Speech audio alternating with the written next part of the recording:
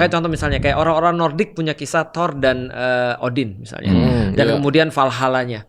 Ataupun misalnya ketika kita ngelihat orang-orang Yunani, dia punya kisah Zeus dan The Olympians gitu kan ya, dengan kemudian kisah mereka mengalahkan Titans dan segala macam. Nah maka mau apapun tetap orang harus berpegang pada satu nilai sih sebenarnya, walaupun dia nggak tahu nilai itu benar atau salah. Nah sekarang pertanyaannya tinggal nilai itu benar atau salah nih. Nah dalam pandanganku sebagai seorang Muslim, ketika aku misalnya masuk agama Islam, yang aku pastiin sumbernya ini benar dulu nih. Ketika sumbernya benar, maka ceritanya jadi benar.